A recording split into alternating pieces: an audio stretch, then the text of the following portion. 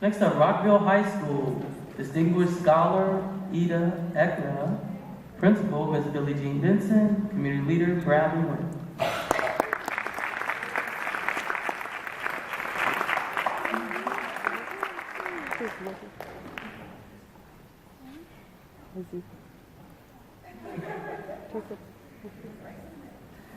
Next, Sherwood High School, Distinguished Scholar Paris Atwater, Principal Mr. William Gregory, Community Leader Helen Agata.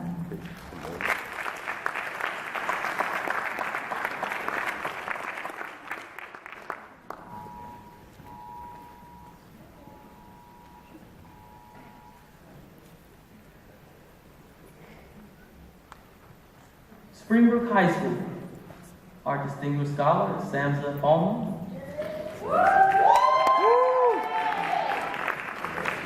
Her family's in the house. Principal Samuel Rivera, Community Leader Bernice Akana.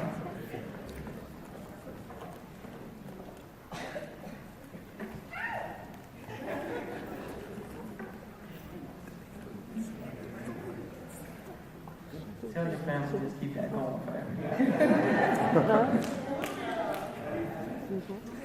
Next, we have Watkins Mill, the Distinguished Scholar Bimnet M. Michael, Principal Mr. Scott Murphy, Community Leader Derek Harrison.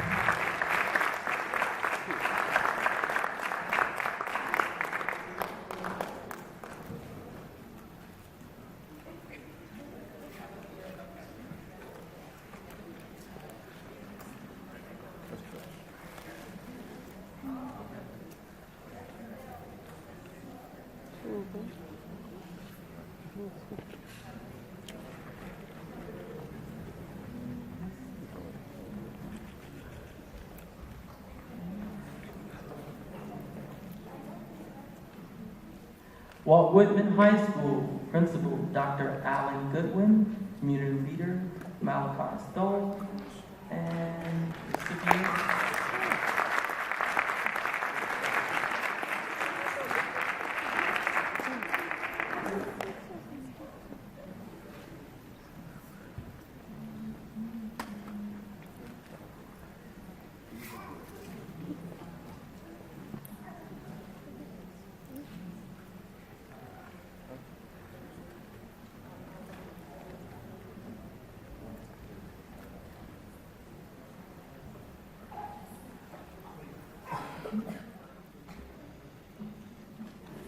So, our last group of students, if you can come on the other side of the stage here for me.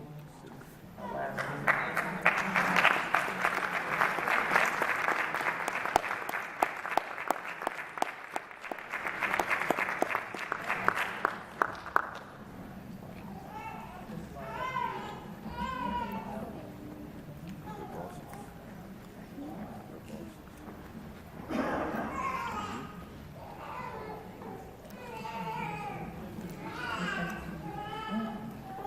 Latifah Manu, Bethesda Chevy Chase High School.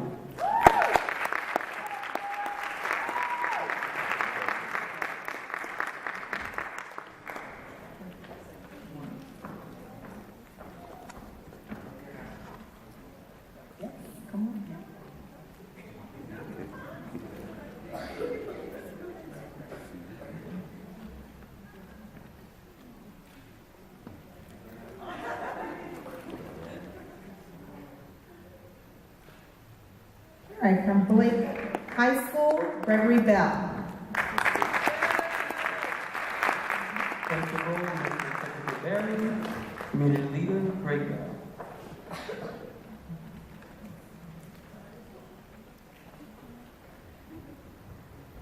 From Einstein,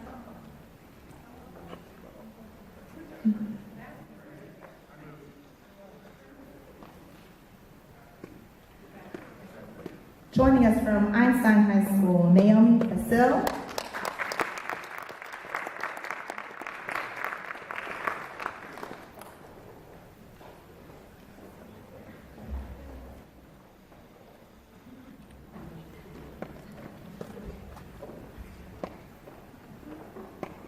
Northwest High School Community Leader, Andel Clement. Principal, Lance Stinson.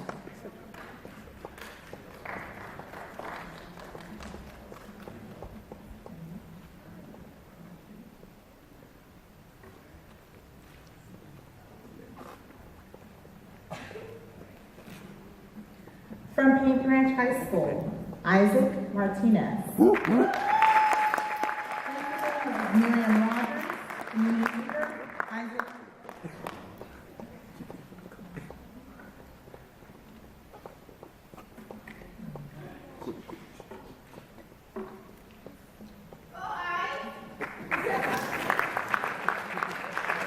Mohammed Kita, Principal, Dr. Christine Handy-Collins.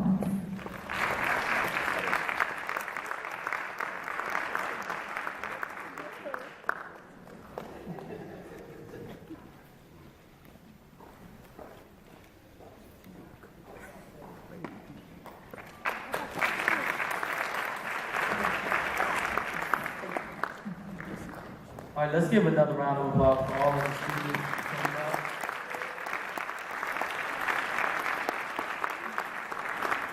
It's great to see them excited about academics, isn't it? Each one had a smile on their face as they came up on the stage, so we are excited about them. At this time, we would like to invite the McCaffrey President-elect on stage, Ms. Sandra Mann. Let's give her a round of applause.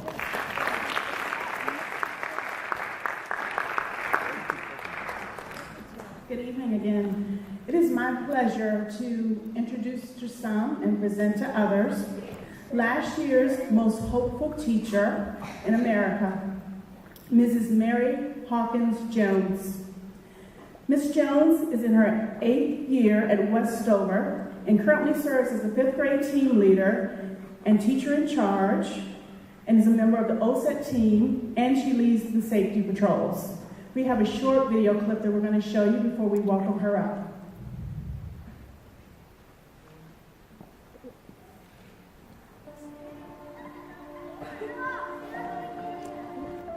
Each and every year when I'm given that class list, I know that these students are in for greatness, and I know they were given to me for a purpose. I'm hopeful that I will help them to find that purpose and help them move forward in their goals in life. I think all good teachers see budding talent in kids, and we all say, wow, that's great. You know, you want to be an engineer, you play the piano nicely. She takes it that next step, and she nurtures it. Mary inspires kids. She instills a sense of vision and hope for what they can do, not only when they graduate elementary school, but when they graduate from high school and in college and then embrace the world. I hired Mary 23 years ago, and I remember that interview was in the office and first year teacher, but she said something that I won't forget, and she said, the children will remember this year with me. She taught me the value of hard work and dedication, and that's how goals are accomplished. And I was very fortunate to receive that lesson very early on in life. She was very shy. And so with Christina, I really worked with her developing her hope. My parents are both immigrants from El Salvador, so I started my schooling with little to no English. And I have really no recollection of that, just because she created an environment that just was welcoming to all students. As a teacher, I have to ensure that they build that confidence within them to tell them you are successful. Just look deep inside and find what you want to be, and I'll help you develop that. Mrs. Hawkins Jones worked at a school that was high ESOL, high poverty when I was in elementary school, and that didn't discourage her. She had the same expectations for us to succeed as any other teacher would. You see the children just rise to the occasion. They're standing taller, and they fulfill those dreams. They see that, oh, I can be this, you know, and this is what I can do. She just had such a huge impact in the type of person and the type of teacher that I have become. she's giving her students what I gave her. So it goes to show that hope, once it's developed, you can give it to someone else and it'll continue and continue and continue. Miss Jones, she helps us. She gets us motivated. She gets us cheerful. She always thinks of the positive things. She believes in all of us, and she just helps us to be the best that we can be. She'll find what motivates that child, whether it's drawing or a particular subject matter, and she will go from that point and teach them, to reach them. As an educator, that's my job, to help students find their hope and then tell them, okay, let's set a strategy, let's make a plan so that you can accomplish this. And her daily comments revolve around that. All the students have goals that they create at the beginning of the year. I have sets of goals to break up my grades and try my best to succeed in school. She helps us pick through strategies that are going to help us make us better in that subject. And once they reach that goal, we set another goal. But Mary takes it a step further. She puts scaffolding in place. She gives the accommodations to make the children realize that they can reach that goal. So no longer is it just a wish. It's in place that they will make their goals. We help them to develop their pathway of thinking. And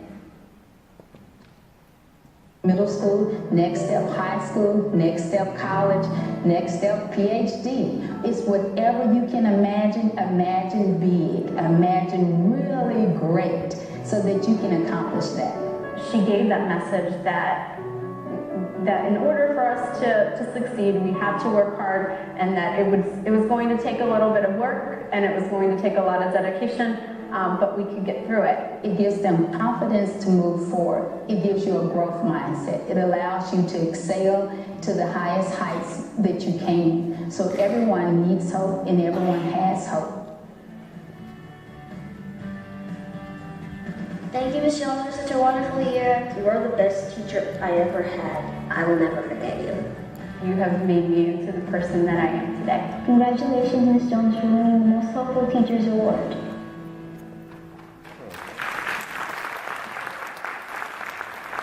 Pretty amazing, huh? What better person to further inspire our scholars as they begin their next journey? Please help me in welcoming the Most Hopeful Teacher of the Year, 2013, Mrs. Mary Hawkins Jones.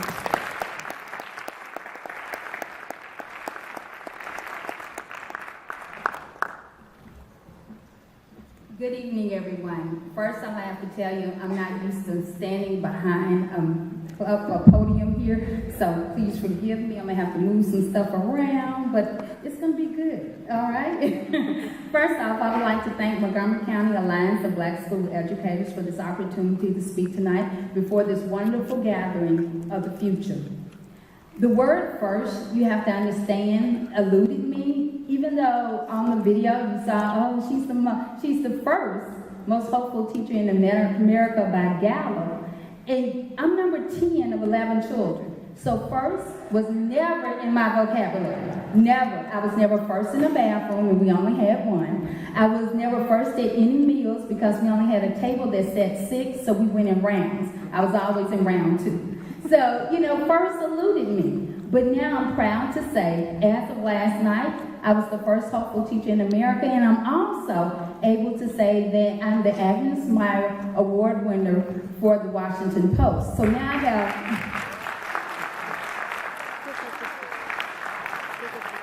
have 2 things that none of my siblings have now. I'm like, yes, finally, I'm first. So with that in mind tonight, I want us to think about, making those breakthroughs as we go forward. For the recipients tonight, I want you to think about your future and the people who have invested in your future. Those are your investors. When I think about where I am today, I think about my pastors, my family, my friends. I think about all those people who have invested different things. They may have invested time. They may have invested money. They may have invested just some ideals, a spark of it. But most of all, they invested hope. They invested hope, something that would carry me through to the next step. Throughout your journey, you're going to meet up with obstacles as you move forward to the college of your choosing. But when you do that, think about your investors. Think about the fact that tonight, this group has invested a financial investment in you and to move forward in that college endeavor, into your education. With that investment, they're thinking about, we're all thinking about our future. So as you do that, think about, how am I going to impact the future? How am I going to change the world? If we don't think big now, we will never move forward in our thinking. So start thinking now about what is the greatest impact I can have on my future. As you do that, think about your power. You all are given a very special power, and that's the power of choice. We all have that power. The power to choose what we're going to be, what we're not going to do. I got a perfect example of this. My son had a pet, and this was pet number, he had a lot of pets, okay? In my backyard previously, when I got ready to sell the house, I had to tell them, I said, now I'm going to tell you, don't go digging back there. I dug deep, but there are some things back there that might come back to life. So, we had a dog, his name was TK, and TK was about his 5th pet, I would say.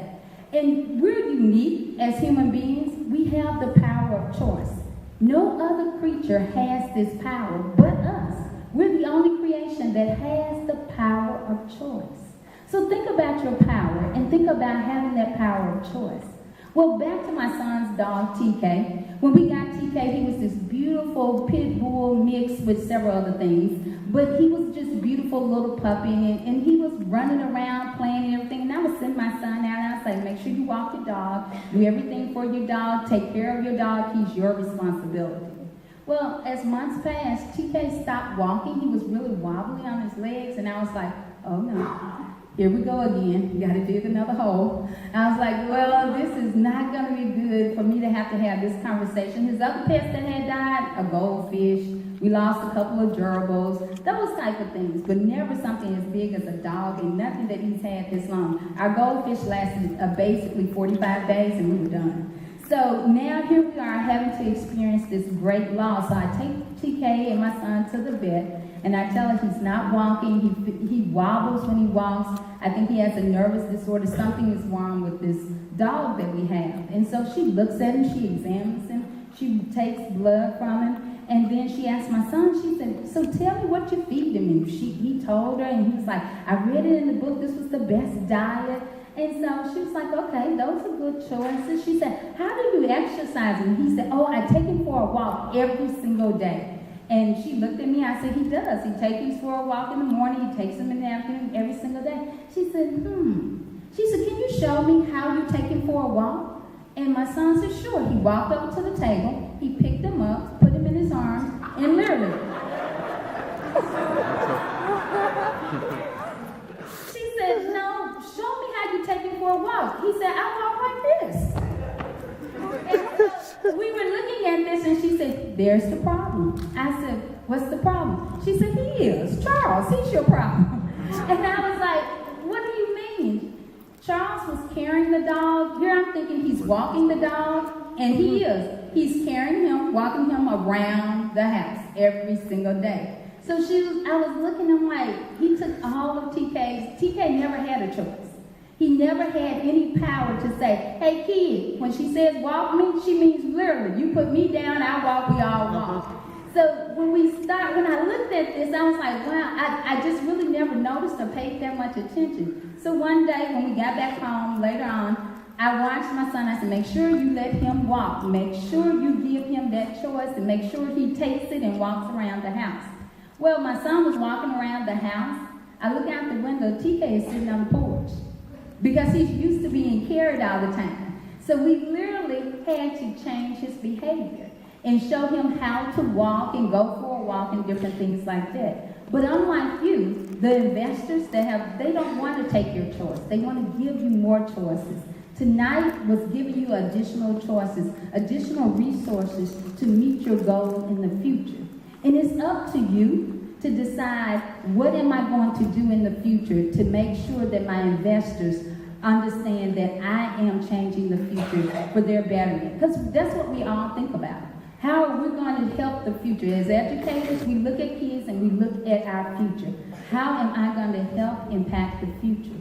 So with your scholarships and different things, and I was looking at the community service hours. My husband and I were sitting there thinking, we saw somebody with 1,000 community service hours and all of this. That's impacting our future. And we want you to continue that as you move forward.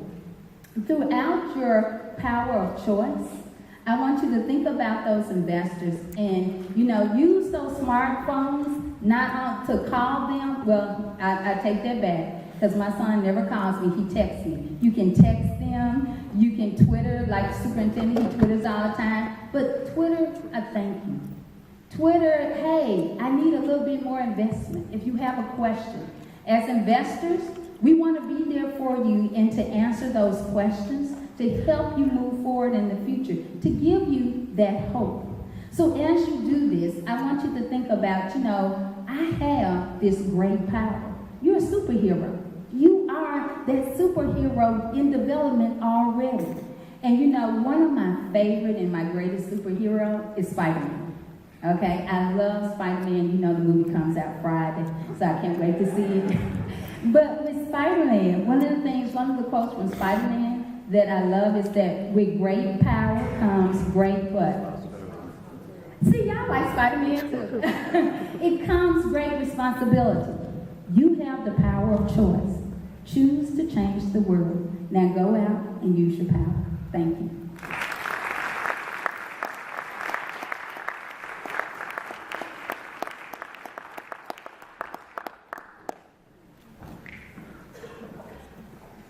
All right, let's give her another round of applause.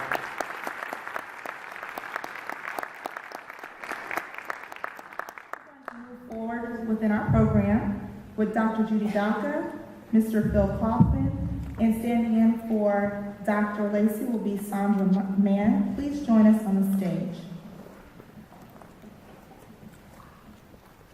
We would now like to recognize our Distinguished Scholar finalists. When we call your name, can you please come on stage? The Distinguished Scholar finalists are Sarah Barney, Nicole Abongo, Nathan Olea, Francine Gray Tavoe,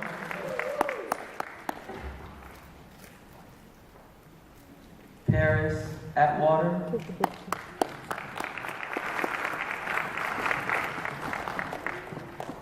Christopher Cooks,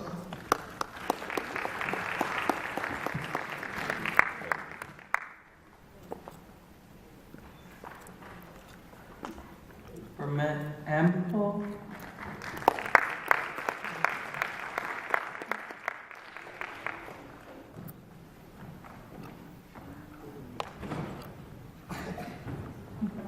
Tanner Williams,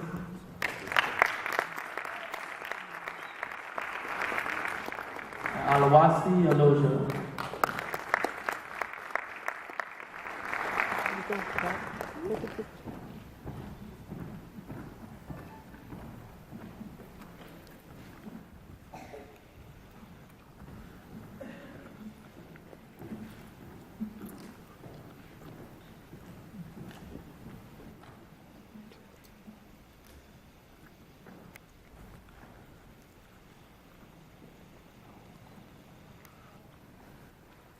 Let's give another round of applause for our Distinguished Scholar finalists for 2022.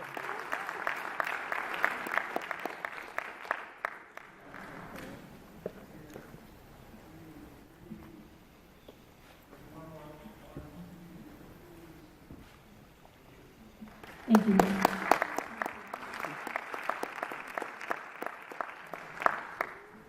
The community leader finalists are Barnes Akpace, Keenan Ear, and Amdel Clements.